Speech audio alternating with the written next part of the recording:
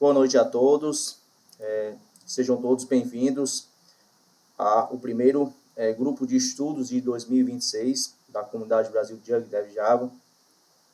Quero agradecer primeiramente ao Gabriel por aceitar o convite em compartilhar conhecimento com a nossa comunidade. Hoje ele vai apresentar um projeto que ele desenvolveu com algumas tecnologias aí, né, que ao longo da apresentação ele vai poder ter a oportunidade de falar. Agradeço a todos aí pela participação e aqueles que vão assistir esse conteúdo pelo YouTube, tá? Já aproveita e deixa o like, também se inscreve no canal da comunidade. Seja bem-vindo, Gabriel. Muito obrigado, Renato. Obrigado para o pessoal que está participando aí. E como o Renato comentou, eu sou um iniciante aí, tanto na carreira quanto na comunidade também. Participo de algumas outras comunidades, mas essa eu acho que fazem alguns meses que eu entrei e estou começando a ficar um pouquinho mais ativo no início desse ano de 2026 aí. Pessoal, o que eu vim trazer para vocês hoje, né? Falando com o Renato hoje mais cedo, a gente pensou em trazer alguma coisa relacionada ao grupo de estudos, que a gente pudesse comentar sobre Java, sobre algumas tecnologias e tudo mais. E aí me veio a ideia de trazer um projeto que não está pronto. Justamente é um projeto que estava engavetado ali, eu venho brincando com ele no meu tempo livre, coisas assim. E aí eu pensei, por que não a gente trazer isso para dentro do grupo de estudos e a gente possa conversar? Aqui nesse projeto que eu vou apresentar para vocês, a ideia é que eu não mostre a melhor solução, que eu dê uma aula para vocês, ou que eu explique qual a melhor ferramenta e qual a maneira correta de fazer isso. Isso é literalmente um projeto que eu tive a ideia, identifiquei um problema que talvez seja interessante ser solucionado, né? E vou mostrar para vocês o meu ponto de vista, a minha visão como um desenvolvedor iniciante, né? O que eu espero retirar daqui, além da troca de conhecimentos, né? Algumas dicas, alguns feedbacks, talvez algumas coisas que possam somar no meu desenvolvimento, talvez alguma cópia desse código para que vocês consigam utilizar ele também, consigam utilizar ele como um projeto na faculdade, como um projeto pessoal mesmo, né? Então, eu acredito que o principal da comunidade é essa troca de conhecimentos aí que a gente vai ter aqui dentro. Peço que, se vocês quiserem me interromper, fazer alguma pergunta no meio do caminho, vai ser muito legal. Eu costumo falar bastante, mas se vocês quiserem, a qualquer momento, podem me interromper aí, a gente vai trocando essa ideia. Existe a grande possibilidade de eu não saber responder o que vocês possam me perguntar, afinal, eu estou iniciando também, eu não tenho tanto conhecimento assim, mas tudo que eu conseguir, tudo que a gente conseguir perguntar para IA ou para alguém mais experiente aí, a gente faz isso. Eu acho que a ideia do grupo de estudos é justamente essa, né? A gente trocar essa ideia e conseguir auxiliar o outro nas suas dificuldades aí, né? Se tiver uma galera mais iniciante que eu consiga ensinar, perfeito, esse daí vai ser o melhor momento também. Então, vamos começar, né? Eu acho que nada mais, nada menos do que antes de falar sobre o evento, né? Eu tô com a tela compartilhada aqui, se o pessoal estiver conseguindo ver, eu vou passar para o próximo slide, onde eu me apresento um pouquinho, né? Bom, eu falei que eu sou iniciante na comunidade aqui da Java do Jug Brasil, né? Mas eu participo de algumas outras comunidades, né? Então, eu primeiramente, antes de qualquer coisa, meu nome é Gabriel, eu sou estudante de análise e desenvolvimento de sistemas pelo Instituto Federal do Rio Grande do Sul e estou ali próximo do quarto semestre, assim, então um pouquinho mais da metade do curso eu já fiz, tenho algum conhecimento de programação, já trabalhei na área como desenvolvedor web, como desenvolvedor dev Java para ambientes embarcados, para ambientes web também. Mas, assim, foram experiências curtas, não tenho tanta bagagem, assim, como desenvolvedor. E o que eu mais tenho são projetos pequenos ali de estudo que eu vou me preparando para entrar no mercado de trabalho, né? Então, tenho uma bagagem relativamente crua, né? Relativamente pequena. Mas uma coisa que o Renato falou no início ali, eu não sei se ele estava gravando ainda, mas eu achei muito bacana, que foi a parte que ele falou da comunidade, né? E realmente, isso é uma coisa que eu concordo plenamente com o que tu falou, Renato, porque a comunidade ela abre portas pra gente. Não necessariamente, né, no caso, para mim ainda não aconteceu, como portas para emprego, né, uma nova oportunidade de emprego. Mas tenho muitos colegas que conseguiram ótimas oportunidades de emprego pelas comunidades, além do networking que tu faz, da ida nos eventos e tudo mais. Então, assim, aqui a comunidade só tem a somar, né? Agora vocês vão pensar, pô, o Gabriel tá aqui apresentando um projeto, mas eu ensinando alguma coisa ou apresentando alguma coisa para vocês, isso me força a estudar um pouquinho mais para poder não falar besteira aqui na frente de vocês, me força a correr atrás de algum bug que não estava funcionando para poder mostrar o projeto bonitinho para vocês. Então, Isso é muito bacana porque a troca de conhecimento aqui, ela funciona de verdade, né? Então, isso é muito legal e eu acredito que só a comunidade consegue fazer isso, né? Se fosse um emprego, eu iria estar fazendo por conta do salário, né? Ou por conta do crescimento da empresa. Aqui não, aqui está todo mundo fazendo por conta do espírito de voluntário, né? Vocês estão aqui assistindo porque vocês querem e eu estou aqui compartilhando esse conhecimento porque eu quero também. E isso eu acho que só a comunidade consegue criar e é um negócio muito bacana. Mas da onde que eu tirei essa experiência com comunidades, né? Eu participo já há mais de 7 anos de comunidades, então desde que eu conheci o mundo da programação, a primeira coisa que eu fiz foi entrar em comunidades. Algumas mais genéricas, né? Essa foto que eu tenho aqui foi a foto mais recente que eu tive de um evento onde eu fui staff, né? Pela GDG, que é uma outra comunidade do Google, né? A Google Developer Groups, onde eu fui staff de um evento, o DevFest, que é um evento bem grande aqui em Porto Alegre. E foi um evento muito bacana, assim, uma conexão muito legal com a galera. Eu participei de comunidades como organizador, já criei algumas comunidades, eu tenho algumas comunidades rodando aqui no Rio Grande do Sul, para quem for aqui da região, né? E algumas outras a nível Brasil, assim, onde a gente se encontra mais de forma remota, né? Mas eu tirei muitas experiências legais das comunidades. E algumas coisas interessantes para casos de estudo também, né? Como esse projeto que a gente vai falar aqui, né? Então, além de ser organizador, de participar como staff e estar bem presente no ambiente das comunidades, né? Uma coisa que basicamente segue a minha agenda anual é participar de eventos, né? Então, isso eu acho muito legal, principalmente para mim que estou começando na carreira, né? Antes de ter uma carreira consolidada, eu coloquei algumas metas assim, cara, eu preciso ir num evento grande de tecnologia.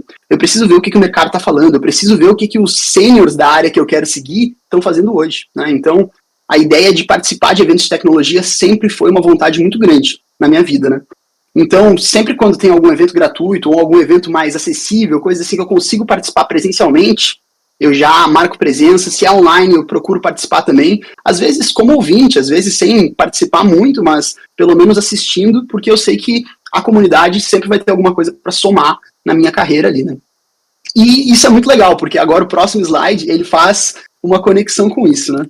O que acontece? Uma coisa que sempre está presente nos eventos, eu sei disso como organizador e como participante também, né? Essa é uma foto minha no TDC, que foi o último evento que eu participei agora no ano de 2025, onde eu ganhei um sorteio, né? Eu me inscrevi lá e fui sorteado. Tô com a foto é com o Daniel Wildit aí, que ele é organizador junto comigo na RS Jug, que é uma comunidade de Java também do Rio Grande do Sul.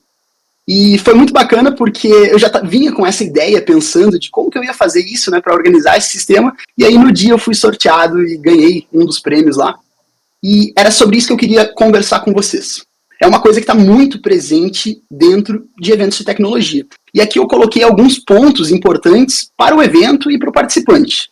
Bom, para o participante é meio óbvio, né? Todo mundo quer ganhar um prêmio, todo mundo quer ganhar um brinde, uma lembrança, alguma coisa assim.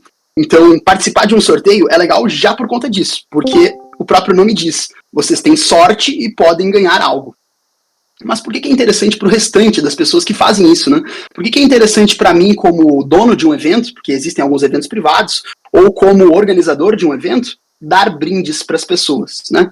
Bom, isso tem um interesse principal por reter público, né? Muitas vezes eles fazem os sorteios no final do evento para poder manter a galera. Pô, vai ter uma rifa gigantesca lá no final do evento, então a pessoa se força a ficar até o final do evento para poder participar desse sorteio, né? A divulgação de patrocinadores, porque acaba acontecendo de você como organizador pode correr atrás de empresas que estejam interessadas em patrocinar o evento. Muitas vezes eles dão um welcome kit, alguma coisa assim, para algum brindezinho, por exemplo, uma agenda, alguma coisa assim, para poder fazer a divulgação do seu próprio produto, né? E a gente tem muitas marcas relacionadas à tecnologia que estão sempre marcando presença, como vou citar algumas aqui sem falar, sem fazer propaganda para nenhuma, mas a gente tem a FIAP, a Alura, a Rocket City, a UseTI, que são empresas que eu vejo com muita frequência dentro desses eventos, doando, né, brindes e patrocinando eventos justamente para manter a sua presença ativa para esse público, que é o público deles, né? Uma vez o cara pode ganhar um brinde, mas depois ele pode comprar, né? Essa foto que eu tirei aí, eu tô com uma camiseta do Docker, que é da UseTI, que eu ganhei em um evento onde foi sorteado.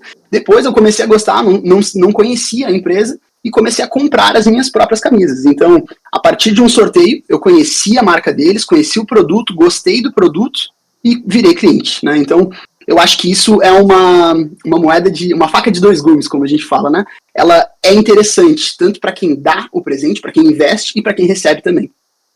Só que tem um detalhe. O sorteio não é simples, né? A gente pensa que, vamos fazer que nem a família faz no final do ano, né? Vamos fazer um amigo secreto ali, fechar os papeizinhos e cada um tira o seu e quem tirar primeiro ganhou, digamos assim. Isso é legal, isso funciona quando os grupos são pequenos e os grupos são controlados. Só que por muito tempo, eu comentei com vocês, eu participo há 7 anos já de eventos de comunidade. Por muito tempo, eu como participante, eu não olhava com esse lado, né? Com essa visão de que putz, isso pode ser um problemão, isso pode dar uma desorganização, isso pode dar uma correria, isso pode acabar com a energia do evento naquele momento, né? Quando eu comecei a virar organizador, staff, colaborador, onde eu precisava organizar aquele sorteio, isso começou a virar uma dor de cabeça para mim. Porque aí eu pensei, cara, beleza, uma coisa é a gente sortear 5 papeizinhos, outra coisa é a gente fazer um evento para 200 pessoas, para 500 pessoas, ou então fazer em formato online, né?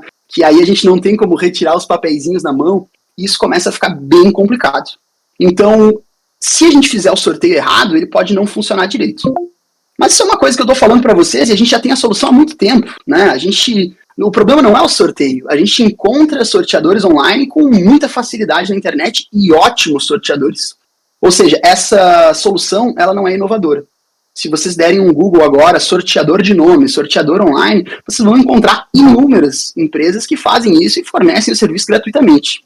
Aqui está um print, por exemplo, que eu peguei, se não me engano, esse daqui é da King Host, tá? Onde vocês, na primeira página já, é gratuito, vocês não precisam de nada, vocês só colocam ali, quantos nomes eu quero sortear, vocês vão colocar um array, né, que é basicamente a lista ali de nomes separados por vírgula, ou então vocês podem importar por um CSV ou alguma coisa assim e sortear agora. Depois que eu sair da apresentação aqui, a gente pode fazer alguns testes. Isso é muito bacana, funciona perfeitamente. Mas existem algumas coisas que não são tão legais na hora do evento, né? Como eu disse para você, se a gente for fazer um evento aqui com o grupo de estudos, né, que agora eu estou vendo, a gente tem 15 pessoas online, talvez fosse super tranquilo fazer esse evento, né, esse sorteio de brindes aqui, dentro desse grupo pequeno.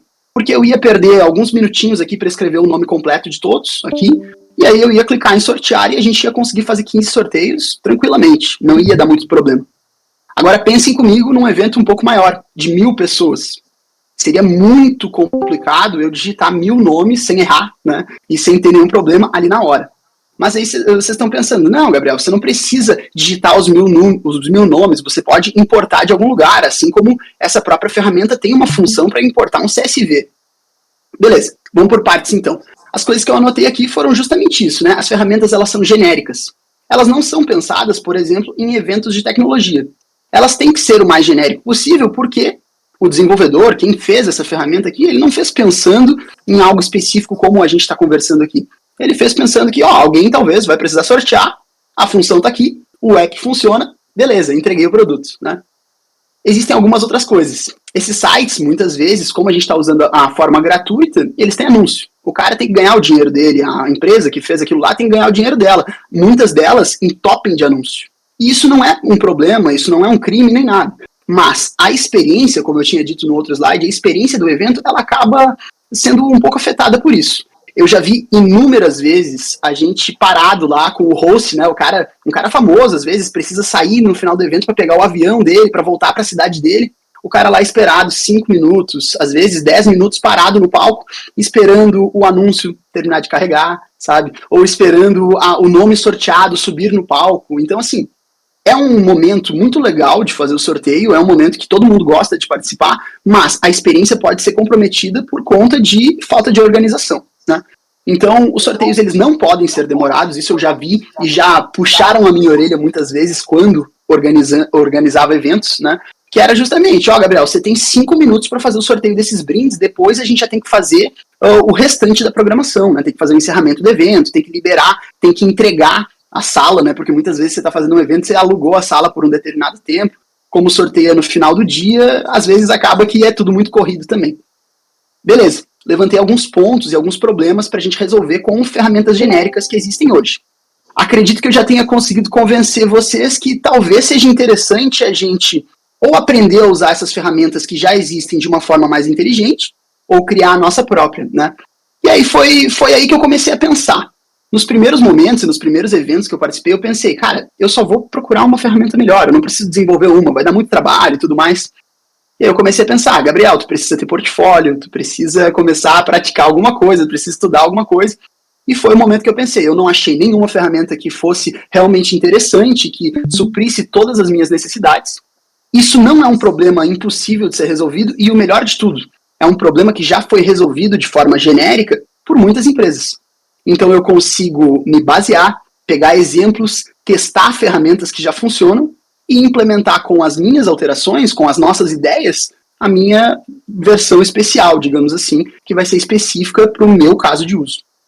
Então, pensando nisso, eu vou falar para você, né? A gente vai conversar um pouquinho sobre a grande falha, na minha opinião, sobre os sorteios, né? O que geralmente acontece com sorteios grandes, por exemplo, 1.000 pessoas, né? O organizador vai lá e retira a lista de compras de ingresso do Simpla, por exemplo. Eu vejo muitos eventos organizando com o Simpla, que é uma plataforma de vendas de ingresso online. Então, o participante vai lá, faz todo o pagamento online, ele gera a credencial dele e tudo mais. Todo o check-in é feito. E no final você consegue exportar um CSV. E aí, voltando para esse slide aqui, a gente já vê que essa própria ferramenta importa CSV. Então já seria uma solução ótima. Eu não preciso criar algo, sendo que já existe essa função pronta. Mas aí a gente tem um outro problema. Nem todo mundo da lista, ou seja, todos os compradores dos ingressos, né, nem todo mundo que foi no evento está presente na hora do evento, na hora do sorteio. O que acontece? A gente teve 1.000 vendas de ingressos, mas pode ser que 250 pessoas já tenham ido embora. E aí vocês vão pensar, beleza, não é problema nenhum, a gente sorteia de novo. Sim, só que aí o Mr. Bean tá aí justamente pra gente falar isso. A gente não pode demorar no sorteio.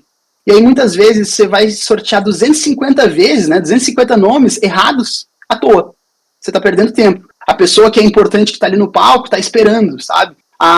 Já aconteceu de pessoas mentirem o nome. Por exemplo, meu nome é Gabriel Rebeck. Eu faltei o evento e o meu nome foi sorteado. Aí alguém sobe lá no palco, como se fosse o Gabriel Rebeck, e retira o prêmio. Pessoal, na hora, depois isso até pode acontecer. Nunca vi presencialmente acontecendo, tá? Mas na hora alguém pode mentir que sou eu, ninguém me conhece, vai lá, pega o prêmio, tira a foto e vai embora, sabe? Então, isso pode acontecer, é uma falha de segurança que a gente deveria pensar em como resolver, né? É um erro muito improvável de acontecer? Talvez. Mas não é por isso que a gente tem que parar de pensar nele, né? A experiência quebrada do público com a organização, ela não pode ficar assim, porque às vezes, assim, qualquer coisa, inclusive essa apresentação que eu estou falando para vocês, ela pode estar legal nos primeiros 5 minutos. Agora, se eu ficar falando por mais 20 minutos e apresentando isso daqui, vai virar um monólogo e vai começar a ficar chato. Isso serve para qualquer coisa. Então, assim, eu não posso demorar nessa apresentação também, porque eu preciso ir para o código, que é onde a gente vai começar a interagir mais, né? Assim como no sorteio, a gente não pode ficar sorteando infinitas vezes e o cara que está lá sentado, que não foi sorteado ainda, está esperando e só assistindo os outros pegarem o seu brinde, né? Então isso é um problema que a gente não consegue resolver simplesmente com a lista do Simpla, né? Com uma lista de usuários. Mas, participando de alguns eventos um pouco maiores, eu vi uma ideia muito simples que fez muito sentido para mim, que eu achei muito legal. Foi um evento do TDC, inclusive, né? Que é uma grande franquia de eventos, onde eles tinham a sua própria página desenvolvida, e isso já me chamou a atenção. Eu disse, cara, os caras pensaram em tanta coisa que eles fizeram a sua própria página de sorteios. E aí lá tinha um QR Code para o pessoal escanear com o celular e pediam 3 informações, basicamente, né? O nome de inscrição da pessoa para ir sortear, uma palavra-chave, isso eu achei muito bacana, e basicamente isso, você clica lá e está participando, né? E aí, o que eu achei interessante? Eles tiraram a parte do trabalho de organizar o sorteio da organização. Isso foi para o usuário.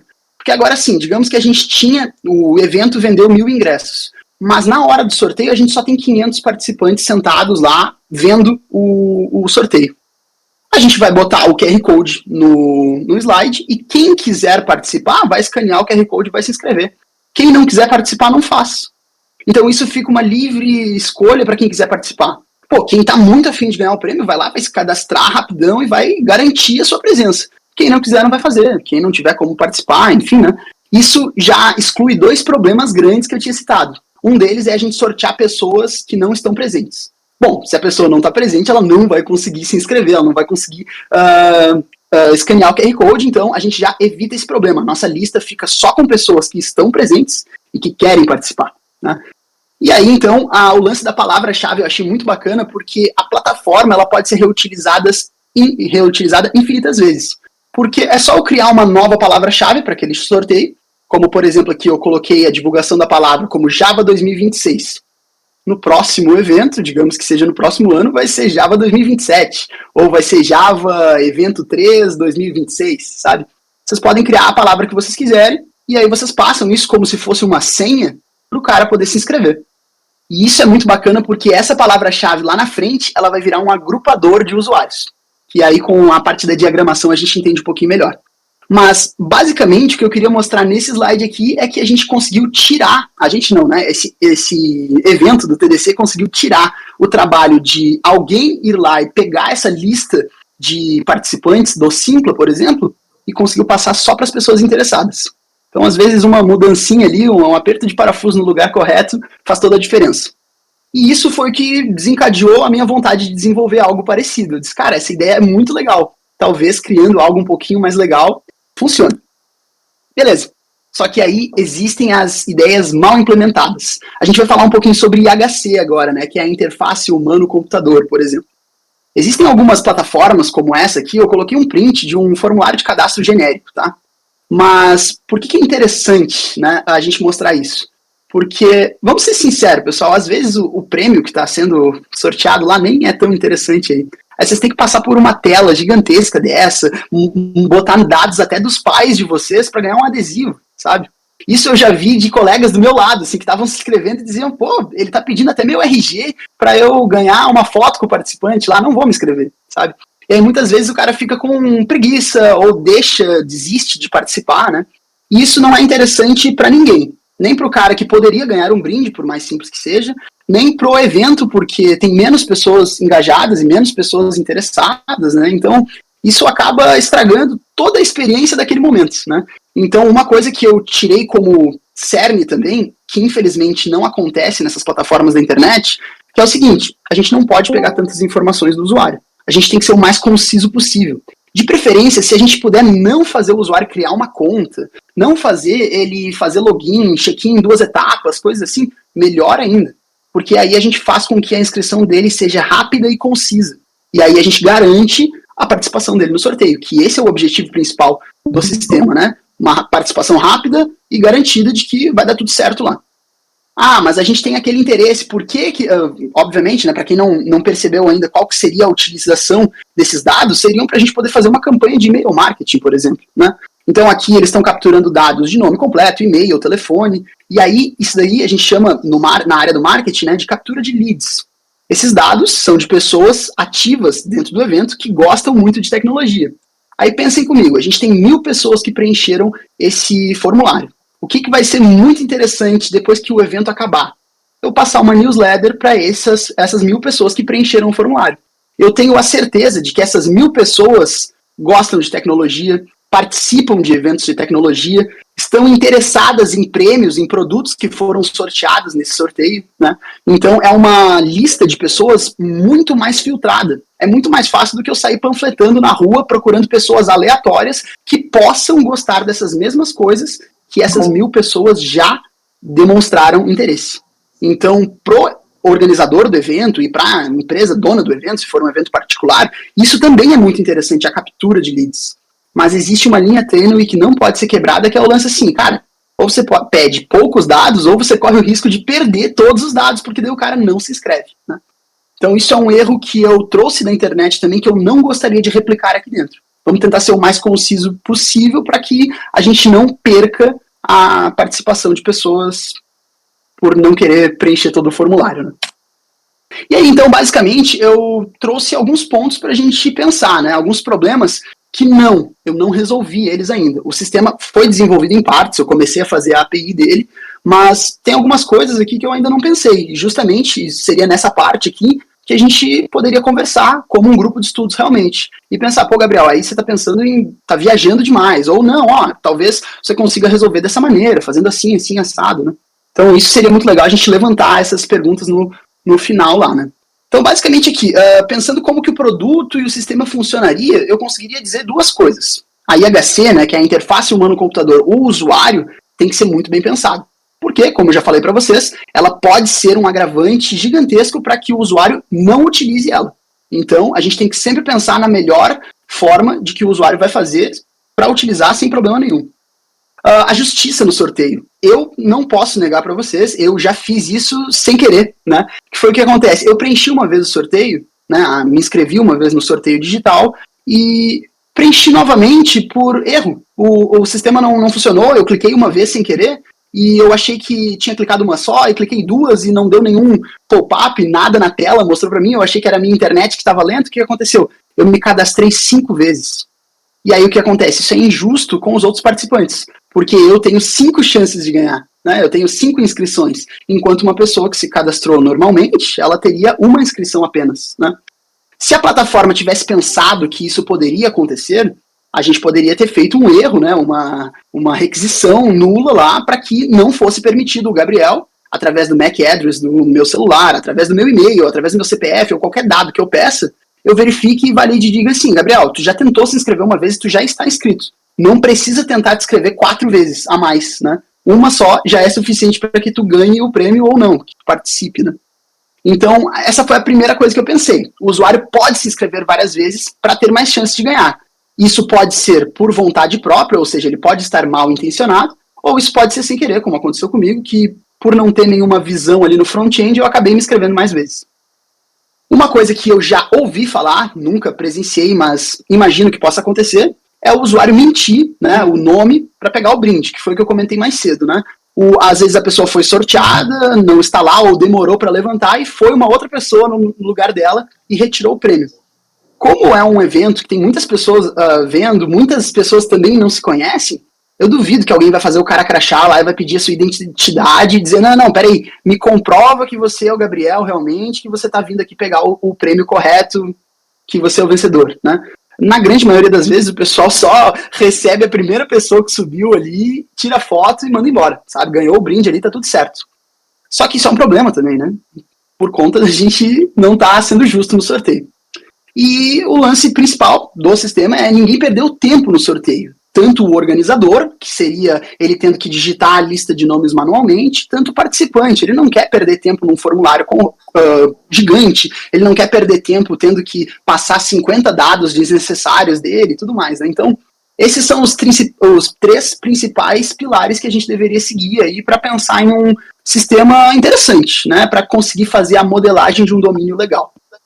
E aí, eu gostaria de entender um pouquinho, eu já vi que a gente tem 17 pessoas aí. Qual que é o nível de vocês de conhecimento? Eu estou tentando ser um pouquinho mais teórico, porque é a parte que eu tenho um pouquinho mais de habilidade, digamos assim, eu ainda estou no ambiente acadêmico, então eu vou mostrar um pouquinho para vocês de modelagem agora, uma modelagem conceitual aqui de modelo entidade relacionamento, mas caso alguém tenha alguma dúvida, caso alguém não entenda alguma coisa, a gente para, a gente conversa, ou caso eu tenha feito alguma coisa errada também, vocês me corrijam. Isso daqui é um grupo de estudos justamente para a gente fazer isso. Mas, o que eu pensei aqui?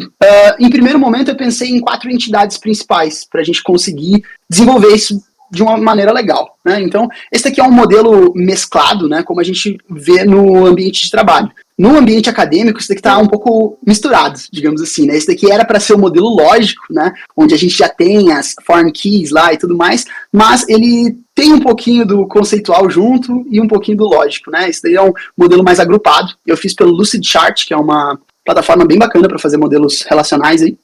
Mas basicamente, explicando para vocês, a gente tem essas 5 entidades aqui, que lá no futuro elas vão virar as tabelas do nosso banco de dados relacional, né? Nesse sistema aqui eu pensei em utilizar o PostgreSQL, né? Mas a gente poderia utilizar qualquer outro banco relacional. E aí agora eu vou começar a falar um pouquinho mais sobre elas para a gente poder entender e ver se realmente faz sentido ter todas essas entidades. Talvez a gente possa ter menos, talvez a gente deva ter mais, né? E aí seria o momento da gente conversar um pouquinho mais sobre elas. Participante. Essa, sem dúvida nenhuma, eu acho que é uma das mais importantes, né? Porque ela basicamente guarda as informações básicas do participante. E eu digo que ela é importante não só para o sistema, mas sim para o evento, né? Porque o evento também gostaria de ter aquele lead pronto lá para a gente poder utilizar ele no futuro, né? Então, se a gente quiser fazer uma campanha de e-mail marketing, alguma coisa assim, a gente pode ter aqui. Como eu queria ser o mais conciso possível, eu pedi as informações mais básicas, né? Que seria o nome completo e o e-mail, né? A data de cadastro ali a gente pode fazer para ela pegar automaticamente, então o cara não precisa informar essa data de cadastro no formulário, né? A única coisa que ele precisaria informar seria o seu nome completo e o seu e-mail. Fechou. A gente já conseguiu cadastrar ele no sistema.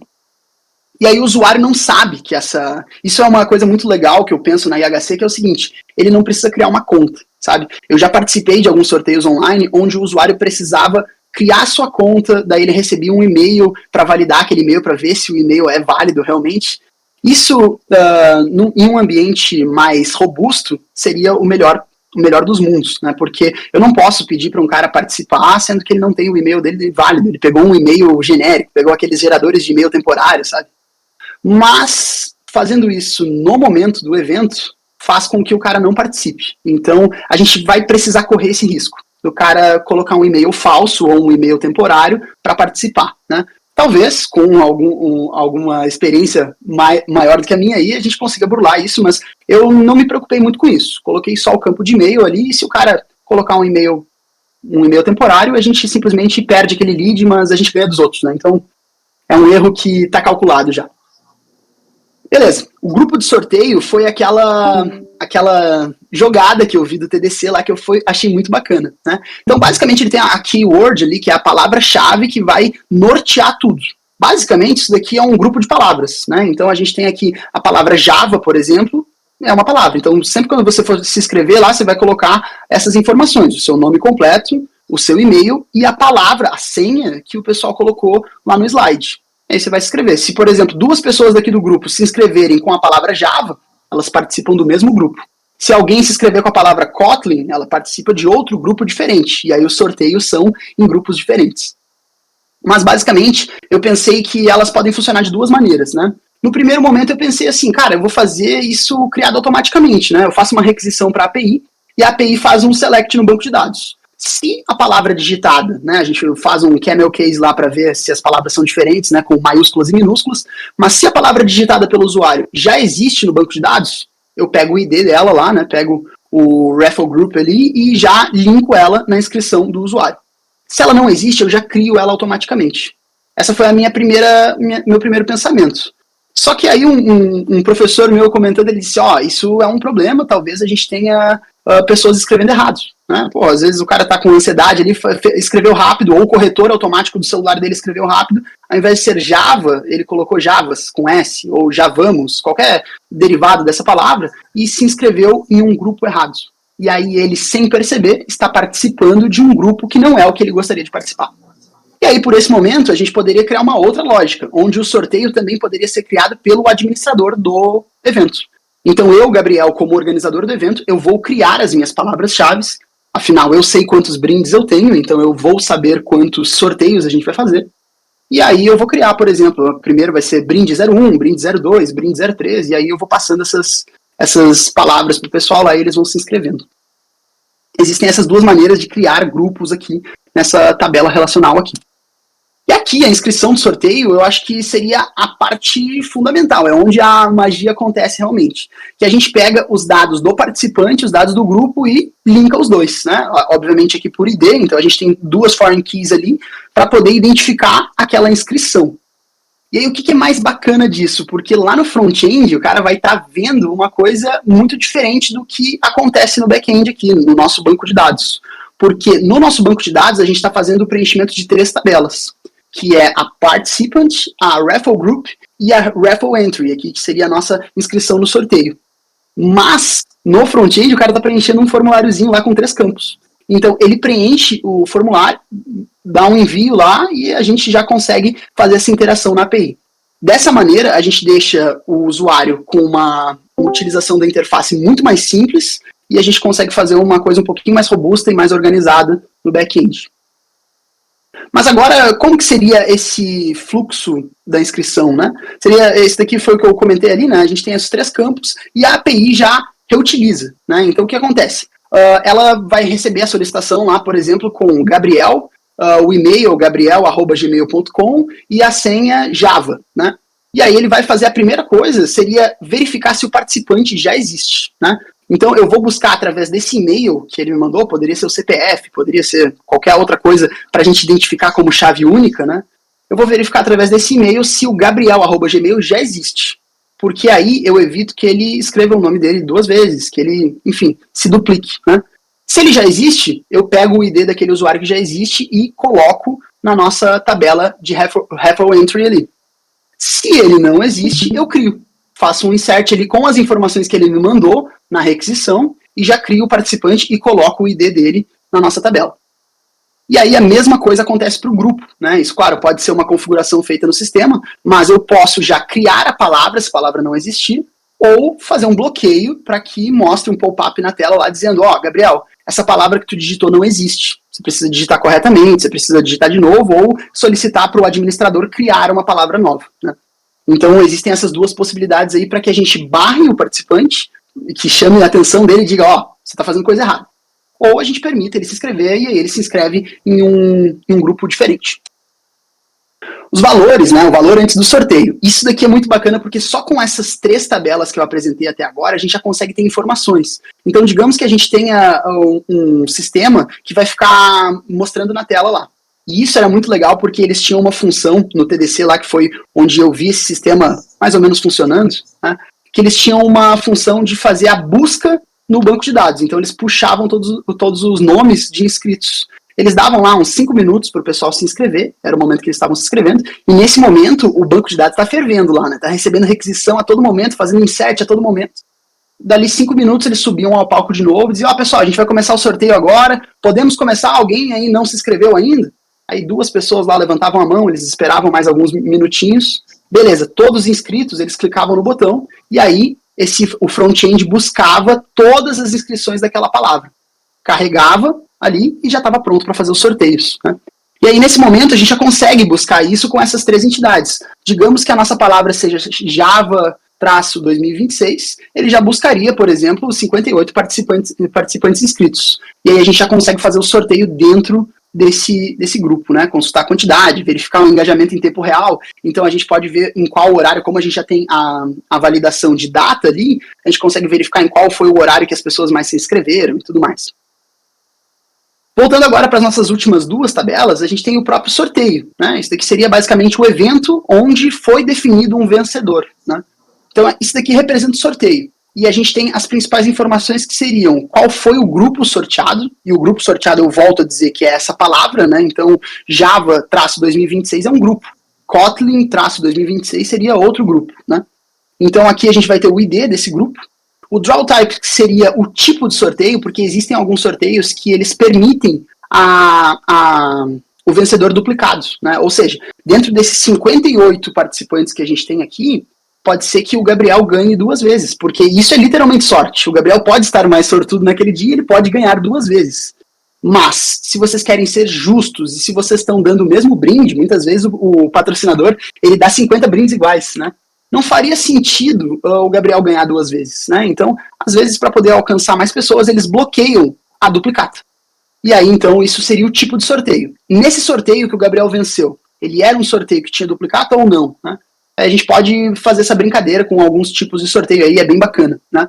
E a data e hora da execução para a gente poder ter uma auditoria no final. Então, lá, depois que foram sorteados, alguém vai questionar, putz, eu estava no banheiro, o que aconteceu? Aí vocês podem mostrar lá toda a tela, ou o cara pode acessar no próprio celular dele para ver quem foi as pessoas que ganharam, né? Isso, inclusive, ajuda no networking. Depois eu vou puxar assunto com um cara que ganhou um livro que eu queria muito ler, ou alguma coisa assim, né? Então, a parte da auditoria é muito interessante também nesse sistema. E a nossa última tabela... esse daqui eu coloquei o print errado. Tá. Mas aqui seria o Raffle Winner aqui. Deixa eu corrigir ela rapidão aqui. Só pra... Aqui. Eu fiz esse slide no último segundo aqui hoje. Só pra gente conseguir conversar um pouquinho melhor. Mas... aí já tá funcionando, acho. Beleza. Então, esse daqui seria o vencedor do sorteio, né? Basicamente, ele vai agrupar o ID do vencedor, o ID da inscrição, né, para eu saber em qual momento ele se inscreveu, em qual data ele se inscreveu, né, e em qual grupo ele estava inscrito. E aqui a gente consegue ter uma auditoria completa agora, com a lista de todos os vencedores, com a lista de todos os momentos, todos os grupos que participaram, e aí a gente consegue ter uma densidade de dados gigantesca nesse momento. E aí vocês me perguntam, como é que a gente vai fazer para bloquear os vencedores? Porque a gente tem uma tabela de grupo, a gente tem uma tabela de sorteio e a gente tem a tabela de vencedores, né? Isso a gente vai fazer uma query depois lá, com um join um pouquinho mais avançado, digamos assim, que a gente vai juntar duas tabelas e vai verificar sempre se nesse tipo de sorteio que não permite duplicatas, né? Porque se o sorteio permite duplicatas, você só pega aqueles 58 participantes lá e sorteia novamente, né? Mas se ele não permitir duplicatas, você sempre vai pegar e vai fazer um select na tabela de vencedores e verificar se aquele nome já existe lá, se aquela inscrição já existe. Se ela já existe, você bloqueia ela e sorteia só com a galera que ainda não venceu. E aí a gente consegue fazer um sorteio mais justo.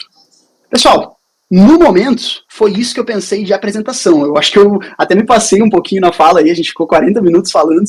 Mas vamos partir um pouquinho para o código. Só antes de a gente falar um pouquinho do código, talvez a gente não consiga mexer em todo o código aqui, e sim marcar algum próximo encontro, trocar alguma ideia para a gente começar realmente a desenvolver. Eu queria mostrar para vocês na prática como funciona uma dessas ferramentas, né? Então eu peguei aqui a sorteio.com, que foi a que eu achei mais legal e que funciona bem realmente. Eu vou fazer um sorteio de 5 pessoas aqui, tá? Então, Gabriel, Felipe, Renato, Maria e João. Show de bola!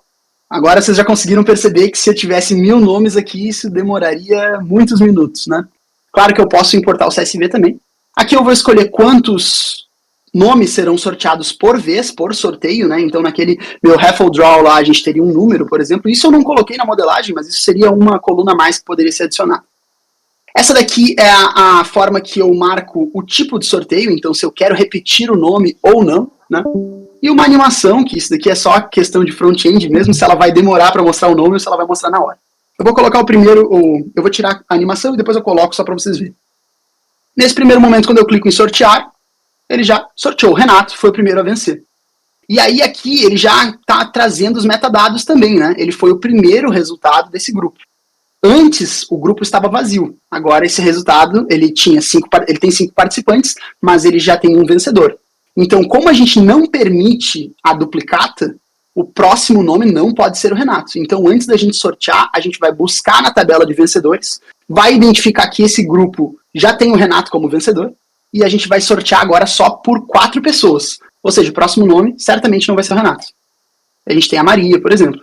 E aí isso vai acontecer até o grupo finalizar, né? Então, chega um momento aqui, eu botei 5 nomes, né? Ó, vão ser todos os nomes diferentes. E aqui agora o meu front-end colocou aqui, ó, as possibilidades acabaram. Já sorteou todos, e agora eu fiz uma busca na tabela de vencedores lá, e toda a galera desse grupo já foi vencedora uma vez. Então, como eu não posso duplicar, isso está bloqueado. Agora você tem que ou adicionar mais pessoas ou fazer um novo sorteio. Agora eu vou tirar aqui o repetir nome. Agora vocês vão ver que a gente consegue sortear infinitas vezes. Isso daqui é legal também para algumas dinâmicas dentro de evento, porque às vezes você não precisa ser justo, você só quer fazer uma dinâmica diferente, por exemplo, sorteia para a pessoa ir lá e fazer um pitch de 1 minuto na frente do palco.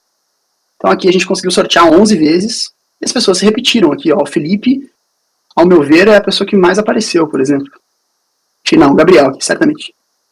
E aí isso acontece, são 2 modalidades aí de sorteio bem bacanas. Enfim, outros sistemas existem e eles são muito semelhantes, né? A gente tem aqui esse outro que funciona da mesma maneira, ele está sorteando números, né? E o mais complicado desses sistemas é que, como não existe um padrão, os eventos usam meio que genericamente, cada um cria sua regra e às vezes acaba demorando muito para a gente conseguir ter um resultado legal. Agora vamos um pouquinho para a parte mais técnica. Eu vou abrir aqui a minha IDE, só vou puxar ela para a tela certinho, deixa eu centralizar ela, e a gente vai falar um pouquinho sobre ela. Pessoal, me perguntam muito por que eu escolhi Java. Eu não sei. Eu comecei com Java, gostei da linguagem na faculdade, eu acredito que o mercado esteja bem aquecido, seja legal, eu acho ela uma linguagem fácil de entender para um iniciante, digamos assim. Eu gosto muito de aprender com livros, então aqui estou com um livrinho de JSP aqui, estou na metade basicamente, mas não sei necessariamente se Node, por exemplo, não teria uma dinâmica melhor ou alguma coisa assim.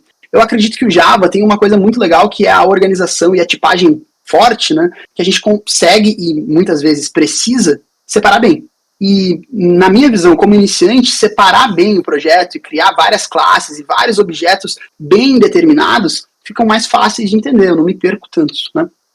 Mas então, basicamente aqui, o que eu criei no primeiro momento? Peguei aquelas tabelas lá e eu estou usando Spring Boot aqui, só para a gente falar um pouquinho dessas tecnologias, tá? Eu estou usando Spring Boot aqui e estou usando JPA. Para quem não sabe, o JPA ele é um ORM, né, onde a gente não vai precisar criar o nosso banco de dados. Isso é muito legal. E esse é o momento onde eu gostaria que a galera desmutasse os microfones. Quem quiser falar, se o Renato quiser me corrigir, alguém quiser puxar a minha orelha aí, esse é o momento para a gente literalmente conversar, tá? Porque eu posso falar uma bobagem aqui. Mas o legal do JPA, né, que seria a gente ter um ORM para não precisar criar o banco de dados. Ele vai, através dessas anotações que a gente coloca aqui, ele vai entender a nossa classe e vai criar as colunas automaticamente. Então, se eu fizer alguma alteração no código, o Spring vai rodar esse script de novo e vai fazer as alterações necessárias. A gente poderia ter uma outra dependência como o Flyway, por exemplo, para a gente ter as migrations lá e ter o nosso SQL certinho, né? Mas eu acredito que isso seja um assunto para uma próxima conversa. Nesse primeiro momento, eu tentei deixar o mais genérico possível, né? A gente poderia falar, por exemplo, eu acho que eu tenho até ele aberto aqui, um diagrama de classes, né? Pô, eu mostrei para vocês o diagrama entidade de relacionamento, mas eu fiz aqui um diagrama de classes também, por exemplo. Então a gente poderia seguir ele, né? Aqui no IntelliJ, o que eu fiz? Eu tentei deixar o mais genérico possível, então eu criei uma base. Eu quero ver se vocês concordam comigo nesse sentido. Quando a gente vem aqui no diagrama que eu apresentei para vocês, que é esse daqui, vocês conseguem perceber que a gente tem o created at e o updated at em todas as tabelas? Isso daqui poderia ser criado manualmente em cada uma das tabelas, afinal a gente está falando de 5 tabelas, não é tanto trabalho assim, não é impossível fazer isso. Mas uma boa prática de programação que eu pensei seria, pô, já que a gente está mexendo com Java e tem orientação a objeto nas suas entranhas lá, por que a gente não usa uma herança para isso, né? Então, o que eu fiz? Eu peguei uma classe e criei classe auditable, por exemplo, né, para a gente ter a auditoria. Então, como esses dados eles vão ser mais relacionados à auditoria, eu quero saber quando aquele registro foi criado no banco de dados, se ele foi atualizado, digamos assim, o meu nome completo é Luiz Gabriel, né? Eu me apresento por Gabriel porque a minha família tem 5 Luizes. Mas então, digamos que eu me cadastrei como Gabriel e depois eu quero mudar o meu nome, eu posso fazer um registro na coluna updated at, justamente para saber quando esse nome foi alterado, né? E aí eu já posso ter um histórico lá para o meu usuário de que o meu primeiro nome foi Gabriel, depois foi Luiz e, enfim, foi alterando, se isso for permitido nas minhas regras, né? Mas aí o que é mais bacana, essa foi a minha primeira entidade, né? Então, marquei ela aqui. Eu estou usando também o Lombok, justamente para a gente não precisar perder tempo, digamos assim. Eu acho que perder tempo é uma palavra meio complicada, porque na programação nada se perde tempo, né? Muito do código a gente acaba reescrevendo inúmeras vezes, né? Talvez esse código que eu estou mostrando para vocês aqui, ele nem seja o final, né? Mas a ideia do Lombok é que a gente não precise utilizar os métodos acessíveis, né? Como, por exemplo, getter e setter, né? Ele já cria automaticamente. Então, nessa anotação aqui, eu estou pedindo para ele criar os getters aqui. E aí, então, eu criei uma... Por favor. Não está aparecendo o teu IntelliJ aí. Putz, eu estou falando há meia hora aqui. Eu acho que eu compartilhei só o Google, né? Deixa eu verificar aqui rapidão. Peço perdão para vocês. Mas o interessante do Lombok é reduzir mesmo o border plate, né? Que deixa aquela nuvem de código na tela, get, set, classe construtora. Eu gosto do Lombok justamente por isso, mas dizem que o Lombok tem um preço. Tudo que resume muito alguma coisa sempre tem um custo. Eu acho que em uma grande operação, alguma grande estrutura que necessite de uma me fugiu a palavra, mas necessite de uma grande velocidade... Escalabilidade, acredito, né? Sim. Escalabilidade, isso. Às vezes pode impactar, mas... Bom... Pô, Gustavo, seu comentário aí acho que é muito relevante para o que a gente estava falando, justamente. O Lombok aí, quando eu aprendi e comecei a utilizar, ele reduz o boilerplate lá e ele faz com que aquela coisa que você faz todo dia, né, aquele feijão com arroz, por exemplo, getter e setter, que a gente aprende lá em orientação a objeto quando está começando, você não precisa ficar fazendo ele o tempo todo, né? Então, justamente com uma anotação ali na linha 9, por exemplo, eu coloquei e disse para ele, ó, aqui você vai colocar métodos acessíveis getter, né? Ou seja, eu não preciso fazer aquele public, daí o nome do meu atributo vai retornar isso, tarará, tarará, né? Então, olha, claro... Se puder dar uma olhada nesse código, tá? Ah, claro. Faremos isso agora. Peraí, deixa eu ver onde é que eu faço isso agora. Eu acredito que seja em Windows aqui. Trabalhar Zoom. em File Settings. Acho que é aqui, né? Não. Vamos ver. Command e vírgula entra na preferência lá e consegue alterar já tudo. Command? Command e vírgula. Show. Aí você digita fonte alguma coisa. É fonte size, se não me engano. Editor, font size. Aí, ó.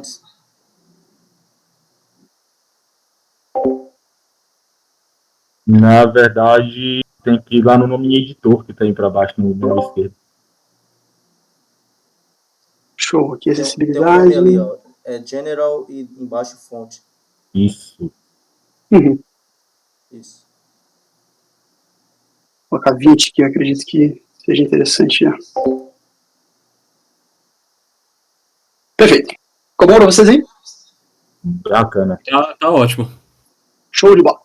Bom, então, nesse sentido aqui, como a gente estava falando do Lombok, né, a gente vai ter essa anotação justamente para fazer isso, para ela já construir. Mas como o Gustavo comentou aí, eu achei muito interessante que, sim, eu acredito que seja até como o pessoal fala, pô, talvez se você utilizar uma linguagem de mais baixo nível, né, que você precise digitar mais, talvez ela tenha uma performance maior.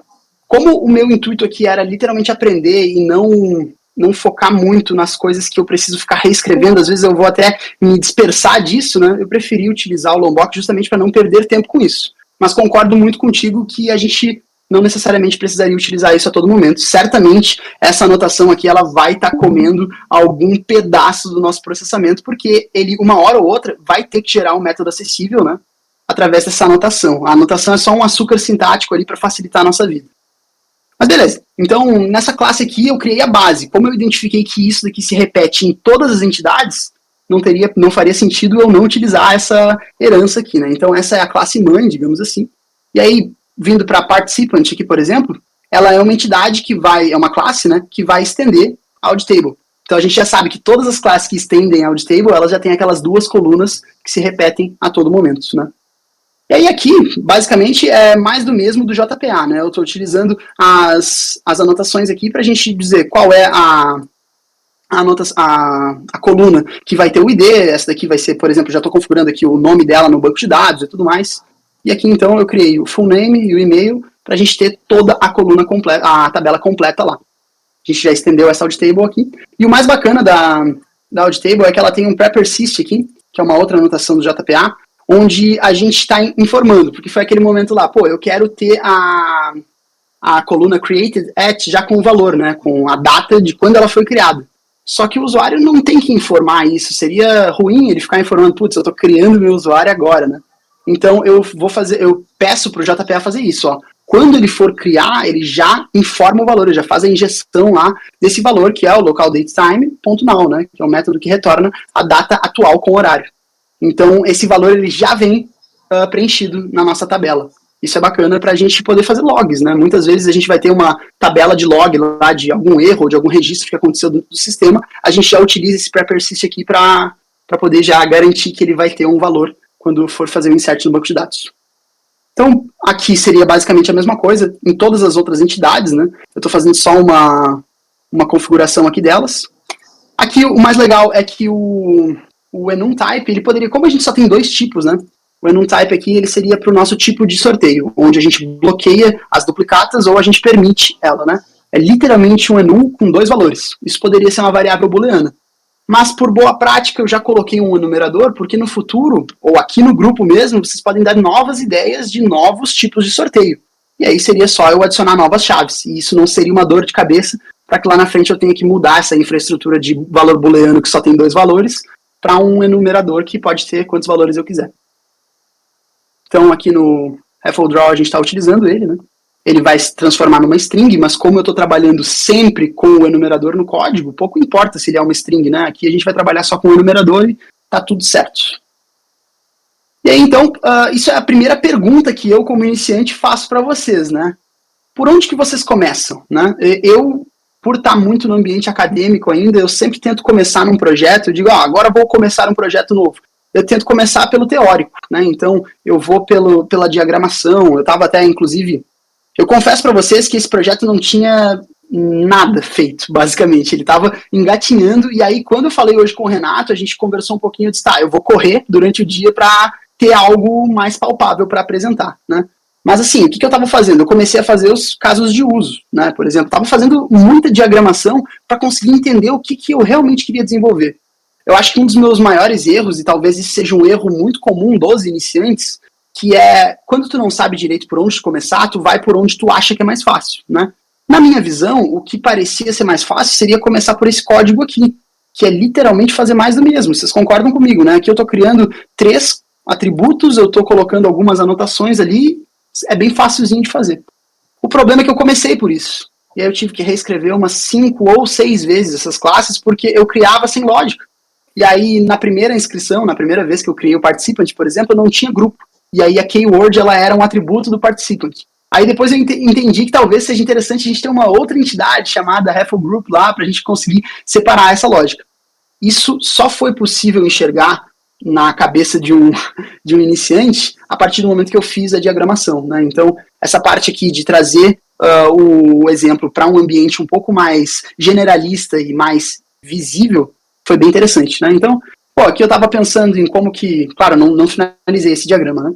Eu estou pensando aqui em quais são os casos de uso e tudo mais, o diagrama lógico que eu mostrei para vocês, o diagrama de classe, que daí foi a parte que eu fiz assim, beleza, fui para o modelo lógico, já entendo como o banco de dados vai funcionar, agora eu parto para a parte de classes realmente, onde mais ou menos vai funcionar o meu sistema dentro do Java lá, né? Então, com isso, eu consigo olhar e dizer, beleza, vou criar uma classe agora, participant. Vou ter um atributo chamado ID, outro atributo chamado full name, outro e-mail, created at, assim vai indo.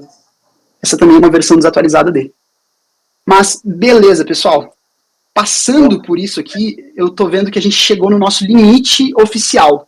Mas assim, eu não tenho problema de extrapolar. Quero ver agora com o Renato, com a galera aí, se vocês pretendem continuar ou se a gente finaliza nessa 1 hora aí. Opa, por mim pode continuar. Show de bola. Bom, por vocês então. Renato?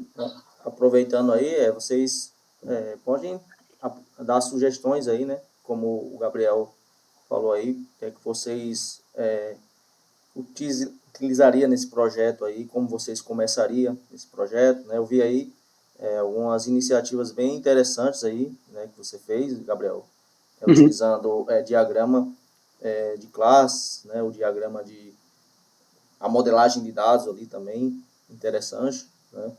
Eu acho que, na minha opinião, seria por aí, né? Eu geralmente começaria fazendo o desenho, né, da solução, pegando ali, né, o que é que eu vou utilizar no meu projeto, as entidades, né, fazendo o desenho, né, toda a modelagem ali, interessante. Sim. Uma coisa que eu vi muito foi assim, como eu sou iniciante, muitas vezes eu tenho que recorrer a uma IA ou alguém que sabe mais que eu, né, muitas vezes é um professor da faculdade, alguém assim, eu via a diagramação como a única forma de me explicar para as pessoas que sabem mais do que eu, para eu poder informar o meu problema, né? E aí eu aprendi através de muitos erros, né, com a mão calejada lá, muitas vezes a dúvida que eu tinha, que eu me defini, hoje eu tenho aula de programação, eu vou falar com o meu professor, e eu, beleza, o meu professor queria entender melhor, eu perdia muito tempo tentando escrever para ele, eu disse, não, então eu vou levar um diagrama pronto para ele entender, mais fácil, né? Na hora de fazer o diagrama, eu mesmo solucionava o meu problema, né? Eu identificava visivelmente que aquele problema era resolvido de tal maneira, né? E aí foi um vício, digamos assim, que eu criei de, tipo, sempre quando possível, tentar criar isso. Mas aí já trago também um outro ponto para dentro do... Ah, tá. Apareceu uma notificação para mim ali, mas foi só aviso de 1 hora. Foi outro ponto que eu percebi no ambiente profissional, que daí talvez isso seja mais uma experiência minha como iniciante na carreira, né? Eu fiz estágio já trabalhei como desenvolvedor júnior também, e muitas vezes o ambiente profissional não te permite fazer isso, tá? Então, assim, já trabalhei em alguns projetos onde eu queria fazer esse ambiente perfeito, né? Então, comecei um projeto novo. Agora eu vou fazer a diagramação, agora eu vou fazer o modelo de caso de uso, depois eu vou pensar nisso, eu vou começar a codar só daqui a 1 mês. Não é assim, pelo menos nas experiências que eu tive, né? No primeiro dia você já começa com o chicote estralando e vai lá, às vezes vai ter que ser hard-coded mesmo, você vai ter que fazer uma função que você não queria fazer ou que você não está entendendo direito, né? Então, por muitas vezes, eu inclusive perdi oportunidades, né? Muitas vezes eu fui chamado a atenção ali, puxaram a minha orelha pelos meus superiores, dizendo assim, Gabriel, aqui você não faz só o que você quer, você tem que fazer o que tem que ser feito, né? Então, muitas vezes eu tinha que codar da maneira que a empresa quer, né? Já peguei algumas documentações onde eu tinha que desenvolver e aprender o que eu estou fazendo no mesmo momento, né? Não necessariamente na linguagem, mas em como aquela função aplicaria no código, né? E aí foi onde eu aprendi uma das coisas que eu levo para minha vida hoje que eu acho mais bacana. Eu vou fazer do jeito que eu quero em casa, nos meus projetos pessoais, e vou fazer do jeito que tem que ser feito no trabalho, né? E isso foi uma coisa que separou muito o Gabriel profissional e o Gabriel tá aqui falando com vocês hoje, né? Eu estou compartilhando o método que faz mais sentido na minha cabeça, o método que faz eu realmente entender e conseguir conversar com vocês de uma forma bem tranquila. Mas no serviço eu fiquei muitas vezes perdido, assim, sem saber o que eu estou fazendo, porque eu era, entre aspas, forçado a pular essas etapas e já sair codando ou já sair fazendo alguma coisa. Sim. Acho muito pertinente tudo isso que você falou, Gabriel, que eu já tive uma experiência que eu participei de um hackathon. E o hackathon foi praticamente 24 horas. Viramos a noite codando e foi aquela loucura. E você falou um ponto muito importante. As pessoas que queriam chegar, já querer começar a codar, fazer aquelas funções, fazer um monte de coisa, velho, não ia pra frente. Ia pra frente quem gastava pelo menos umas 3 a 4 horas planejando, estudando, desenhando. Meu grupo fez principalmente isso, desenhando como tudo iria funcionar, como tudo iria se conectar. E isso daí resolve, porra, eu acredito que pelo menos uns 60% do seu problema resolve. Sim. Dando tempo para você conseguir pensar e alinhar tudo. Vocês estão vendo minha tela aí? Então, sim. Ô, Renato, você tá gravando ainda? Sim. Vamos fazer o seguinte, tá, pessoal? A gente vai continuar aqui na sala, tá? Pra gente debater mais um pouco, tá? Aí sobre o projeto, tá? Desde já quero agradecer aí o Gabriel por compartilhar esse conhecimento, esse projeto com a comunidade, tá? E para as outras pessoas que vão poder assistir esse conteúdo depois, tá? Já vai estar disponível lá no YouTube. E agradeço aí todos aí pela participação, tá? De bola, muito obrigado. Só